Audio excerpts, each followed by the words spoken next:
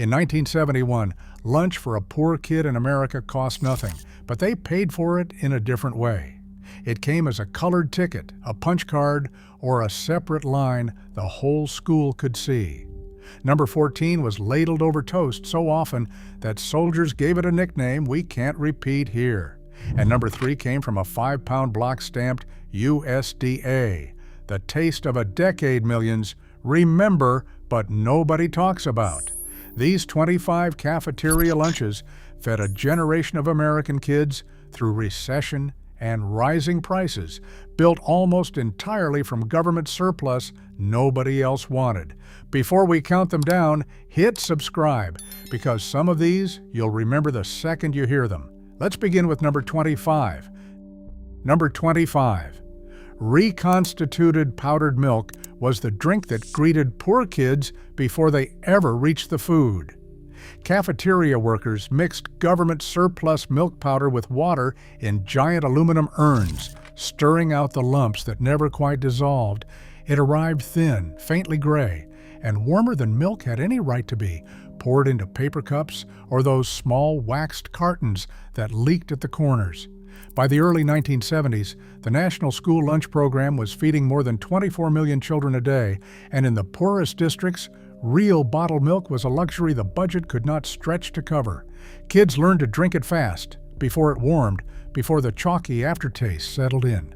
Some traded it away, some poured it out, but for many, that gray cup was the only glass of milk they would see all day, and they drank every drop. Number 24. Canned fruit cocktail was the closest thing to dessert most poor kids got at lunch, and they treasured it. Ladled from institutional cans the size of paint buckets, it came in a syrup so sweet it coated the roof of your mouth, a jumble of pale peaches, mushy pears, and grapes gone soft. The whole thing was a lottery for one prize, the single maraschino cherry hiding somewhere in the cup. Whoever found it felt like they'd won something. By 1973, USDA commodity fruit filled cafeteria pantries across the country, cheap, shelf-stable, and sweet enough to make children forget the gray milk. Lunch ladies portioned it carefully, 1 scoop per tray, no seconds. Kids ate around the pears to save the peaches for last. It wasn't fresh and it wasn't fancy, but in a decade of thin budgets, that little cup of syrup tasted like a small mercy. Number 23. Saltine crackers showed up on the tray beside almost everything, the quiet workhorse of the commodity kitchen. They came in wax paper sleeves stacked in cardboard cases, stamped with the government eagle, handed out 2 or 4 at a time, to stretch a thin bowl of soup into something that filled you. Kids crushed them into chili, floated them on tomato broth, or ate them plain when there was nothing else, licking the salt off the top before the first bite. In poorer schools, a sleeve of crackers and a carton of milk was sometimes the whole lunch, and no one said a word about it. Oral histories from that decade recall children pocketing spare crackers to carry home for a younger brother or sister. Cheap, dry, and endlessly useful, the saltine asked nothing and gave a little, the humble backbone of a hungry generation's midday meal. Number 22. Vienna sausages came from small tins that the commodity program bought by the truckload, pale little links swimming in a cloudy jelly that made squeamish kids look away. Lunch ladies drained them, warmed them in big steel pans, and spooned 3 or 4 onto each compartment of the tray. The taste was salty and soft, the texture unlike any real sausage, but they were protein, and protein was the whole point in kitchens run on almost nothing. Kids speared them with a fork, dipped them in ketchup when there was ketchup, and cleaned the plate because you cleaned the plate. Some loved them, some gagged. But in the lean middle of the 1970s, when meat prices climbed faster than any family's wages, those little canned links were how a school promised a child something warm and filling for a nickel's worth of surplus. Number 21. Creamed corn poured from the can in a thick golden slop that either delighted a kid or horrified them, with almost no middle ground.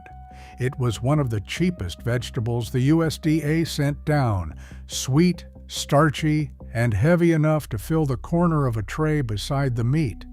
Cafeteria workers heated it in vats until it bubbled, then ladled it out in a pale mound that spread across the compartment and touched everything else. Kids either mixed it into their mashed potatoes or built a wall to keep it from the meatloaf. The smell was sweet and vaguely metallic, the taste of a can more than a field, yet it was warm and it was filling. And in schools where the budget counted every penny, creamed corn showed up week after week, the reliable, unglamorous vegetable that stretched a poor kid's lunch a little further. Number 20. The Bologna sandwich was the cold day standby, 2 slices of soft white bread around a single round of pink mystery meat. In the poorest districts, cafeterias assembled them by the 100 each morning, a smear of margarine or a thin scrape of mustard the only luxury. Bologna was cheap, it kept, and it filled a lunchroom's need for something a child could eat with one hand. Kids peeled the meat from the bread, folded it, rolled it, or ate it in the shape of whatever bite they'd taken first.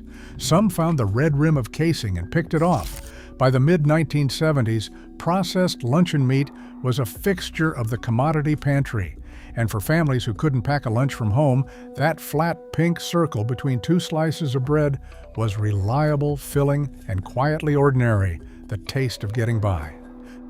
Number 19. Spam and canned luncheon meat carried a whole generation through the decade, sliced from rectangular tins and fried until the edges caught and crisped.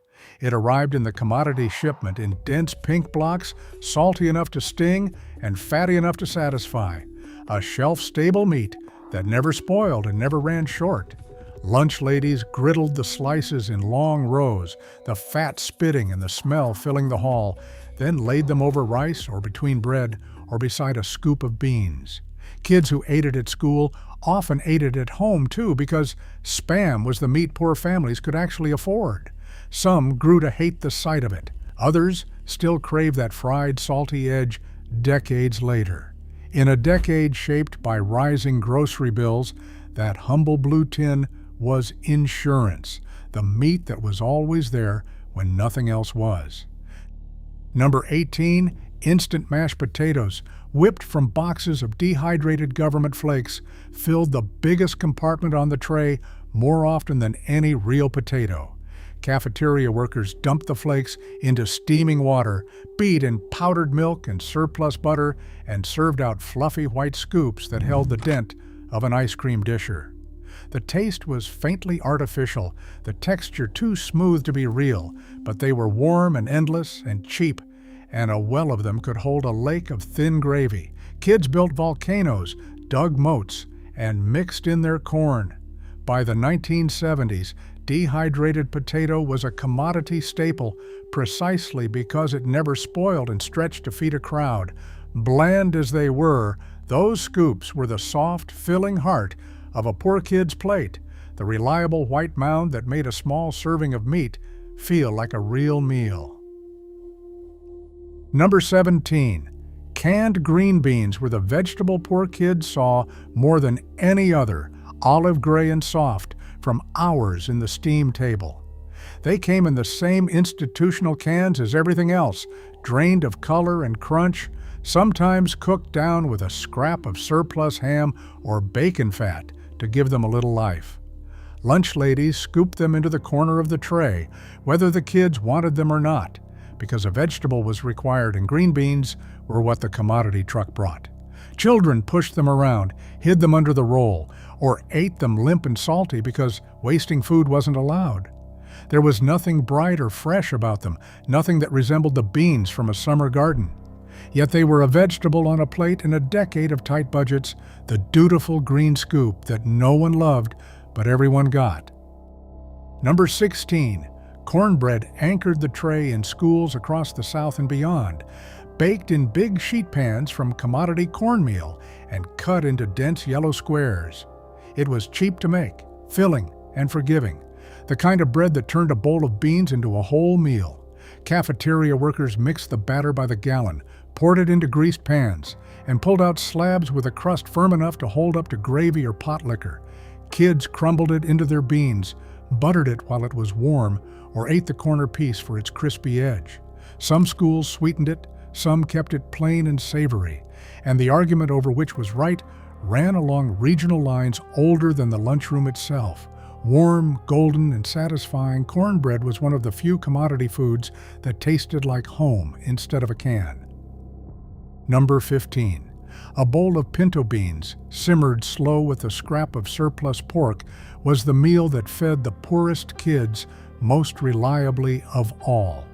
Dried beans came by the sack in the commodity shipment, cheap protein that swelled to feed a crowd, and cafeteria cooks set them going early, so they'd be soft and soupy by the lunch bell. Ladled over rice or beside a square of cornbread, they filled a child up and kept them full through the afternoon.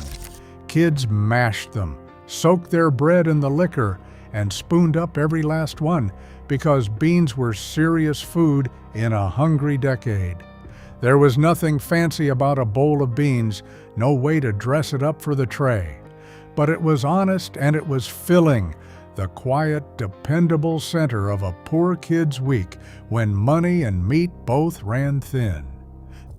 Number 14.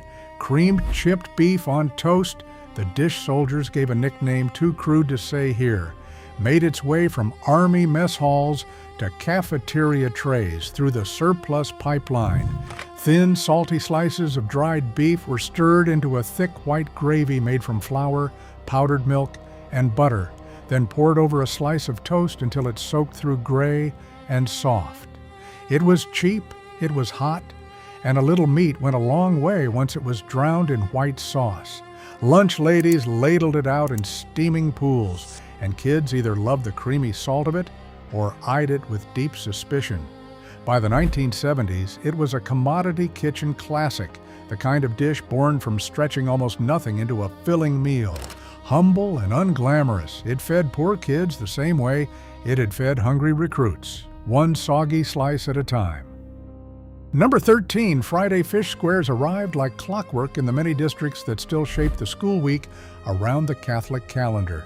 Cafeteria workers baked breaded rectangles of mystery whitefish on sheet pans until the coating went crisp and the inside steamed, then dropped one onto each tray beside a lemon wedge and a spoonful of tartar sauce if the budget allowed. The fish was cheap, frozen, and processed into perfect portion blocks, more breading than fillet. Kids doused them in ketchup, hid them under the bun, or ate them fast to get to the fruit cocktail.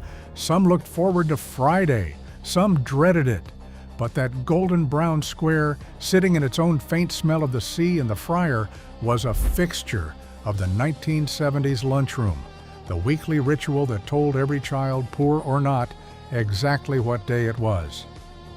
Number 12. The Frankfurter was the lunch that could turn a hard day around, a soft steamed hot dog tucked into a squishy white bun. Cheap filling and easy to serve by the hundred, hot dogs were a cafeteria staple that kids actually looked forward to, a rare bright spot on the commodity menu. Lunch ladies boiled or steamed them in big pans, laid them in buns, lined up on trays, and set out ketchup and mustard, and sometimes a scoop of that canned chili to spoon on top. Kids ate them in 3 bites, saved the bun heels, and traded for a second if anyone was foolish enough to give one up. By the 1970s, processed Franks were among the few school foods that carried no stigma at all, because rich kids ate them too. For a poor child, that plain hot dog was a small taste of just being normal. Number 11. Chili Mac married 2 cheap commodities into one filling scoop, macaroni and a thin ground beef chili, stirred together until every noodle was coated red. It was the kind of dish a cafeteria could make go a very long way. A little meat, a lot of pasta, a can of tomatoes, and enough chili powder to make it taste like something. Lunch ladies mixed it in enormous batches and dished it up steaming, a warm, spiced mound that stuck to a kid's ribs through a long afternoon. Children shoveled it down, sopped up the sauce with a roll, and asked for seconds when there were any. Hearty, spicy, and cheap to the bone. Chili Mac was proof that the commodity kitchen could stretch a pound of beef across an entire lunchroom. In a decade of tight money, it was one of the meals kids genuinely hoped to see. Number 10. Creamed turkey a la king, poured over a split biscuit or a scoop of rice, was how cafeterias turned the last scraps of surplus poultry into a whole meal. Bits of turkey and a few peas floated in a thick, pale gravy, thickened with flour and powdered milk, ladled hot over whatever starch the kitchen had on hand. It was the commodity cook's trick for stretching a little meat across a lot of trays, the sauce doing the heavy lifting the turkey couldn't. Kids either found it comforting or found it gluey, spooning around the peas to get at the biscuit underneath. The smell was warm and buttery, the look of it a soft beige that never photographed well. But it was hot and rich and filling, and in a decade of leftovers made new, that pool of creamed turkey fed poor kids like a small luxury. Number 9. Meatloaf was the tray's centerpiece on the days the budget could manage real ground beef, stretched with breadcrumbs, onion, and surplus egg, until a little meat fed a whole school. Cafeteria workers pressed it into long pans, baked it until the top browned, and cut thick gray slices that came draped in a ladle of brown gravy or a smear of ketchup. It was dense, it was plain, and it filled a hungry kid the way few things could. Children mashed it into their potatoes, drowned it in gravy, and cleaned the plate because Meatloaf Day meant meat, and meat was not to be wasted. The breadcrumbs and onion were the real secret, the humble filler that made a pound of beef feed a room full of children. Warm and heavy and honest, that slab of meatloaf was one of the most substantial meals a poor kid got all week. Number 8. The Sloppy Joe was chaos on a bun, a saucy scoop of ground beef simmered in sweet tomato until it spilled out both sides with the first bite. Cafeterias loved it because it stretched cheap meat into a crowd pleaser, the sauce swelling a small amount of beef into enough to fill a lunchroom. Lunch ladies mixed it in deep pans, spooned it onto soft buns, and handed over a pile of napkins that never turned out to be enough. Kids ate them leaning forward, sauce running down their wrist, racing the bun as it slowly fell apart in their hands.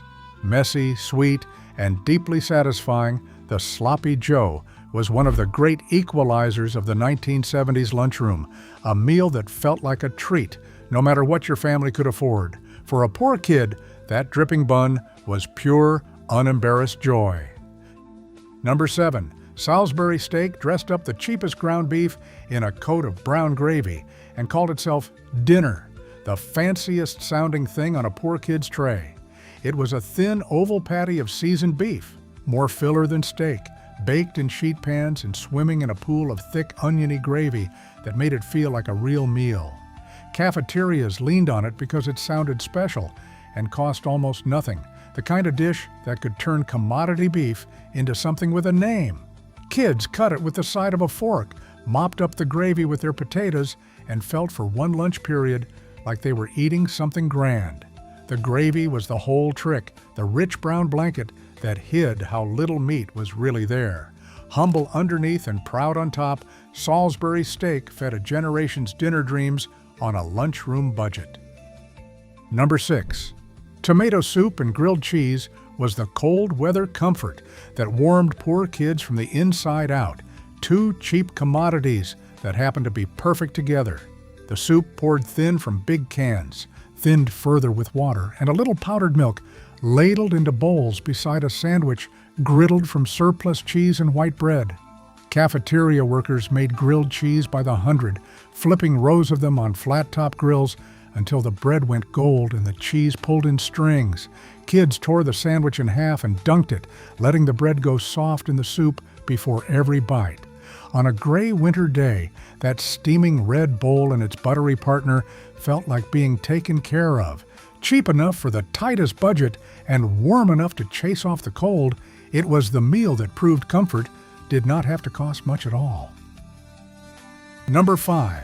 The peanut butter and jelly sandwich, built from two commodity staples, was the safety net beneath the whole lunch program. The meal a school could always fall back on.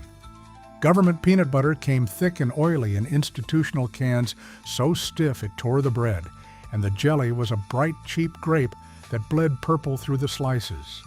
Cafeteria workers spread them by the trayload for the days the hot line ran short or a family's ticket had run out. Kids pressed them flat, licked the filling from the middle, and ate the sticky corners last. For a poor child, peanut butter and jelly at school was both a blessing and a quiet marker, the meal that meant the hot lunch hadn't worked out today. But it filled an empty stomach every single time, dependable and sweet, the last line of defense against a hungry afternoon. Number 4, the Frito chili pie was the lunch that made a poor kid feel rich for 15 minutes. Chili and cheese spooned straight into a split bag of corn chips.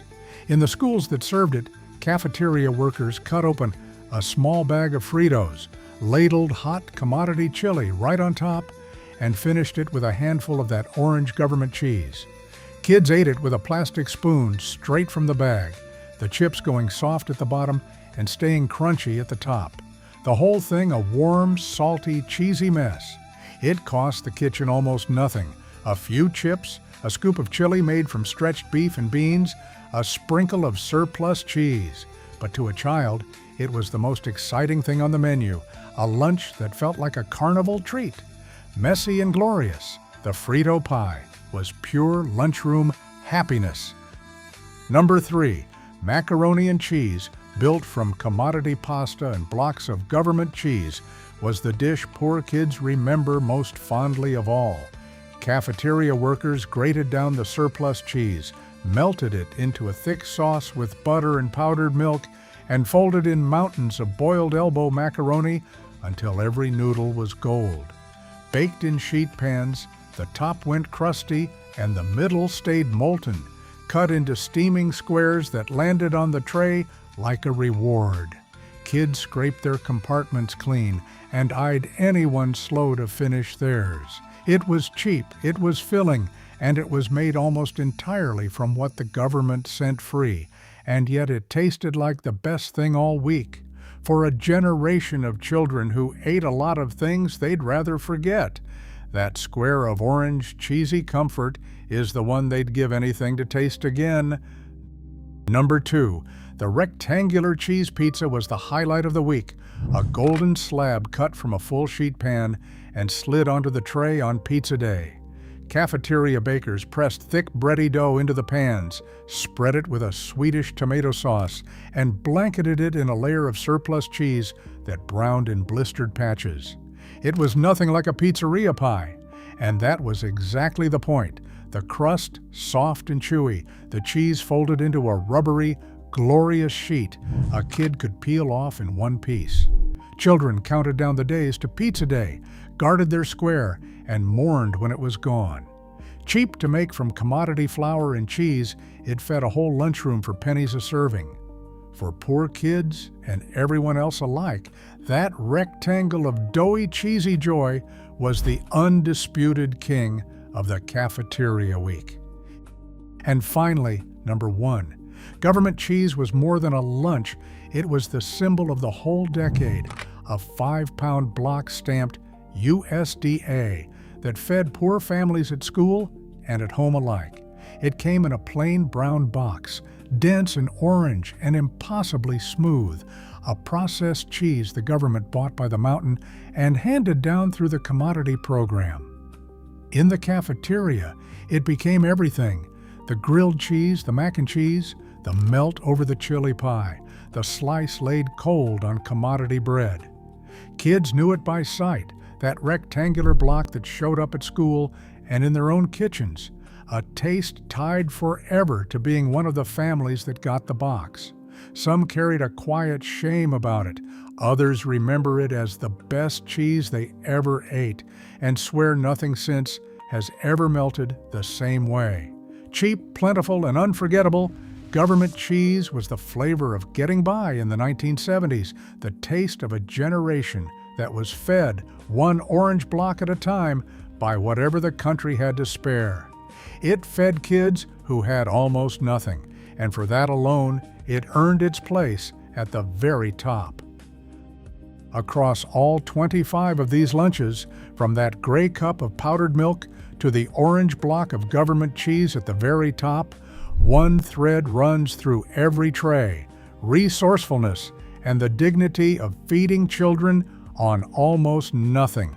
Some of these you'd never touch again. Others you'd give anything to taste one more time. If you grew up eating any of them, drop a number in the comments and tell us which one takes you straight back, because these weren't just cafeteria lunches. For a whole generation of American kids, they were how a hard decade made sure nobody went hungry.